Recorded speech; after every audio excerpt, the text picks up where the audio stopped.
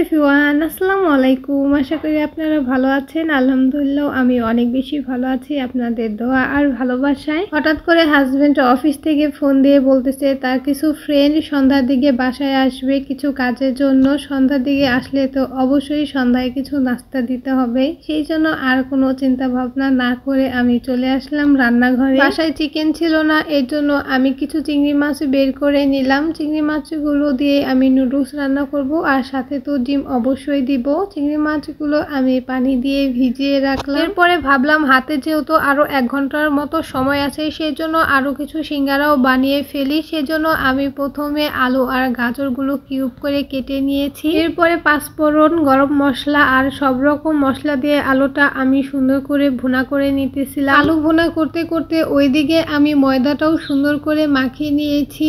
এখন আমি ময়দাটা 10 মিনিট রেস্টে রেখে দিব। এরপরে সিঙ্গারাগুলো আস্তে আস্তে করে আমি সবগুলো বানিয়ে ফেলবো। এরপরে এই তো ফাইনালি আমি সিঙ্গারাগুলো বানিয়ে ফেলেছি। সিঙ্গারার শেপগুলো আমি খুব একটা বেশি সুন্দর করে দিতে পারি না, যেভাবে পেরেছি সেভাবে করে দিয়েছি। সিঙ্গারাগুলো আমি একটু বড় বড় করে বানিয়েছি। এরপরে নুডলস রান্না করার জন্য আমি সবকিছু কেটে নিয়েছি। ক্যাপসিকাম, গাজর, টমেটো, পেঁয়াজ, মরিচ সবগুলোই কেটে নিয়েছি। মাছটা কেটে পরিষ্কার করে সবকিছু মশলা দিয়ে আমি সুন্দর করে মেরিনেট করে রেখে দিয়েছি। সিঙ্গারা ভাজতে যেহেতু একটু সময় লাগে, সেই জন্য সিঙ্গারাগুলো আমি আগে ভেজে নিচ্ছিলাম। আর এই শীতকালে গরম গরম সিঙ্গারা খেতে কিন্তু অনেক বেশি ভালো লাগে। আপনারা কে কে খেতে পছন্দ করেন গরম গরম সিঙ্গারা অবশ্যই কিন্তু কমেন্ট করে জানাবেন। এরপরে আস্তে আস্তে আমি সবগুলো সিঙ্গারাই ভেজে নিলাম। সিঙ্গারা কালারটা কিন্তু অনেক বেশি সুন্দর হয়েছে, দেখে তো এখনই আবার খেতে ইচ্ছা করতেছে। সবকিছু মিলে আজকের দিনটা অনেক বেশি ব্যস্ততার মধ্যে দিয়ে কেটেছে।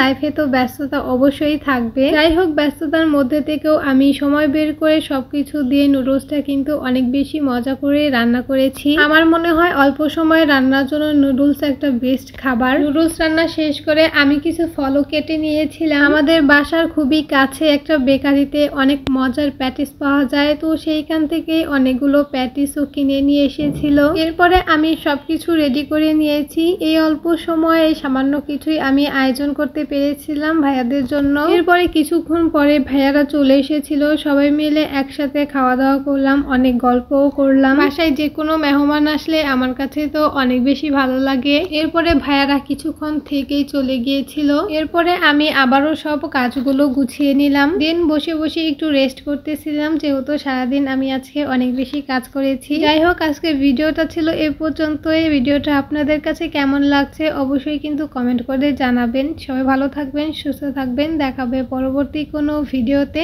আল্লাহ হাফেজ।